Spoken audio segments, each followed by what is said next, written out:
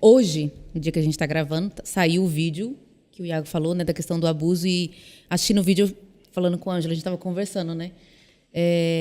Várias vezes a gente tinha a impressão que esses escândalos só aconteciam no mundo pentecostal ou carismático.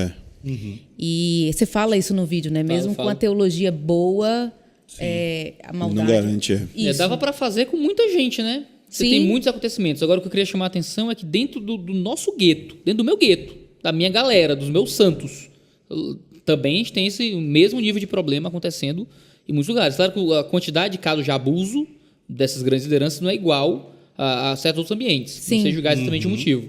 Mas essa cultura de encobrimento, cara, é um negócio inacreditável. A ideia de chamar a atenção para isso no cenário americano é dupla. Eu quis chamar a atenção para esse vídeo falando do cenário americano porque a ideia é poder chamar a atenção para o nosso próprio cenário. Isso está acontecendo lá. O quanto disso reflete o que acontece aqui. Mas também envolve o seguinte.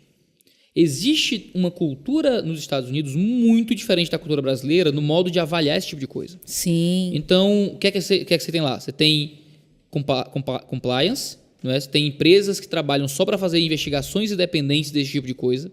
Você tem testemunhas que colocam a cara no tribunal. Você tem textos de condenação de júri.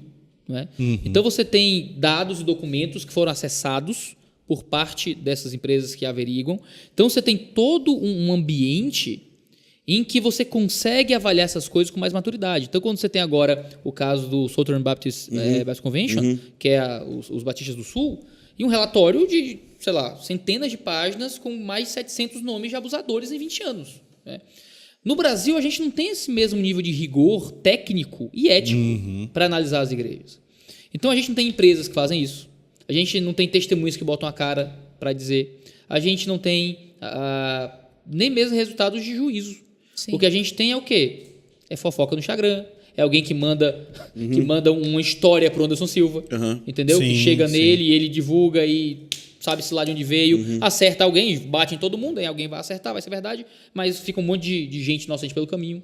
Não é? Então, assim, é muito diferente. Eu quis mostrar um padrão mais sério e mais maduro de como é que a gente lida com essas coisas. Não é dando RT em porque qualquer fofoca que manda por aí. No fim, a cultura de cancelamento... Do mesmo jeito. No meio carismático, também tem isso. Muita seriedade. Lá. Sim. Então, assim, tem um caso de um cara, e foi esse caso que me fez dar uma curva em muita coisa na minha vida em relação a como a gente vai lidar com isso. Acho que eu sei o que ele tá falando. Não, você sabe exatamente. Eu vou comentando, mas vai que é outra coisa. Não, do Todd Bentley. Então, assim, o Todd Bentley é um cara... Ele era um dos maiores, assim, era uma promessa, vamos dizer assim, do mover, né? E o nível de perversão desse cara é um nível inacreditável. Inacreditável. E, assim, no último nível, no último momento, né, quando foram cortar, o processo foi feito com investigador, com todo um conjunto dossiê, um dossiê com outros líderes de várias correntes carismáticas diferentes que não era a corrente dele. Foram convidados líderes, né? O Michael Brown presidiu e tinha outros caras. E aí, assim, foi dado um veredito. Não ouviram de primeira o cara que fez o dossiê para analisar se ele não estava querendo se promover em cima daquilo. Quando entenderam que não era, que o cara era da mesma equipe, aí que fizeram o processo. Então, assim, eu vi isso e um dos caras que estava próximo disso escreveu um livro e a gente lançou. Eu acho assim, eu queria ver isso no Brasil. Depois do seu vídeo de hoje, assim, eu terminei o vídeo, não era vazio, mas eu estava assim, eu estava colado na cadeira. Eu pensei, cara, não que eu não soubesse, a gente já tinha conversado sobre essas situações nos Estados Unidos, mas parece que criou uma urgência mais forte. Tanto que eu estou replicando, né? Agora, eu acho que se torna muito inócuo esse tipo de debate quando a gente está lidando com cultura de dono de igreja. Então, o cara é o dono da igreja, ele é o fundador, ele é quem manda, ele é quem faz acontecer. Se o cara transa com uma membra da igreja, e qual é a cultura que se cria em torno disso? Não é? A igreja continua querendo o cara lá. Teve um caso recentemente do cara que passou 10 anos mentindo, que não tinha traído a mulher, era acusado, diz não, mentira, DNA, pai da menina, de 10 anos. Segundo o relato de amigos meus que congregam lá, disseram que a igreja ficou pedindo aos gritos para que ele não largasse, que ele não saísse da igreja.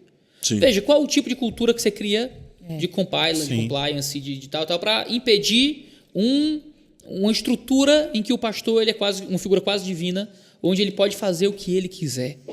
Então, no fim das contas, antes de uma questão estrutural, tem que ter uma empresa, um grupo, uma ONG, tal, a gente precisa de uma teologia muito melhor sobre o que é ser igreja. Se você está numa igreja em que seu pastor é o dono, em que ele pode fazer o que ele quiser e que ele ainda é o representante de Deus na Terra... É o Marquinhos e a Montanha de Marte. Pois é seguir o velho caminho da ascensão e queda de Marsh Hill. A gente estava conversando ontem, né, com a Norma e a André sobre isso. Que a grande pergunta do Ângelo, para quem não ouviu, né, quem não sabe do podcast... The Rise and Fall of Mars Hill. Isso, que é o caso Mike Cosper. Isso, o caso do... Vou ouvi-lo pessoalmente semana que vem. É mesmo? Lá nos Estados Unidos. Um treinamento, ele vai dar uma palestra lá pra gente. Estou tentando entrevistá-lo. Se der certo, vocês ficam sabendo. Ok. Boa. A gente estava comentando o caso do Mark Driscoll, que a pergunta que fica é assim, não tinha ninguém do lado dele para confrontar ele e os caras que estavam perto. Não tinha, eu vou dizer porque é que não A tinha. gente chama de presbitério de idiota. Então, é porque esses caras são especialistas em mandar embora qualquer um que seja essa pessoa possível. Então, o cara não aguenta o diferente, ele não aguenta o crítico, e ele monta uma estrutura de presbitério onde ele escolhe quem vai ficar do lado dele. Então, veja, no presbitério da nossa igreja, a igreja elege o presbitério. E às vezes é um quebra-pau. Tem que tomar uma decisão sobre uma besteira do tamanho do mundo, uma besteira horrível. E a gente não chega no consenso. E às vezes eu penso, meu irmão, esse cara tinha que estar aqui não, no presbitério não. Esse cara está atrapalhando aqui a vida da igreja, irmão, a gente está tentando resolver as coisas. Aí depois eu paro, penso e digo, eu estou querendo só ser o dono disso aqui. Quando o meu sentimento é esse, porque eu não concordo, entendeu? Se um pastor nunca é voto vencido na igreja, tem um problema aí. Ou ele é uma representação exata da imagem divina, ou em volta dele só tem as pessoas que repetem também os erros dele. Sim. Eu estava conversando com um amigo meu, ele é de uma mega igreja, sei lá, 5 mil membros, 6 mil membros, coisa assim.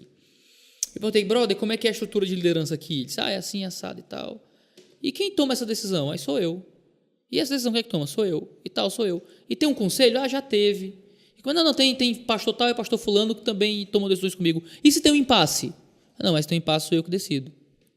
Eu perguntei, brother, e quem é que protege a igreja de ti?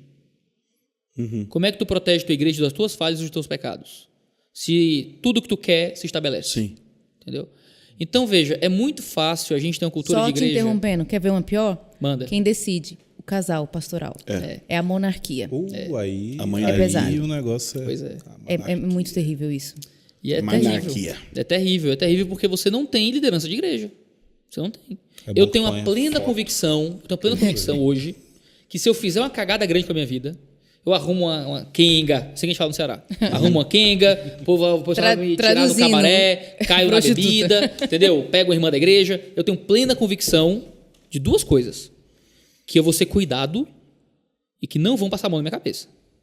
Eu tenho plena convicção de que vai ter gente ali que vai cuidar de mim, que vai dizer, pastor, você vacilou, você fez uma coisa muito séria, muito terrível, a gente vai cuidar de você. Eu tenho plena convicção que eu não vou ser enxotado para fora da minha igreja. Porque eu estava lá quando muitos deles passaram por coisas assim. E estava lá para cuidar, para servir, para amar. Mas eu tenho certeza que eles não vão me deixar do mesmo jeito. Que eu vou ficar pastoreando do mesmo jeito. Não, pastor, o senhor é a representação de Deus aqui na terra. Eu tenho certeza que eu vou ser afastado. Que eu vou ficar mais isolado. Que vão me aconselhar um pouco mais de reclusão. E que eu vou ser cuidado longe do holofote. É muito triste quando não existe isso. O cara trai, o cara fica em série com irmãs da igreja. E como eu falo no vídeo, né, ficar um pastor com a irmã da igreja não é um caso de adultério simples.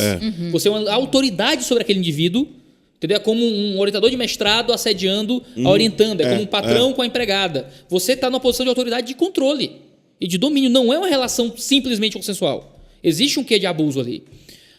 Você é uma liderança espiritual sobre a pessoa. Então isso se torna um instrumento de sedução, digamos assim, de poder.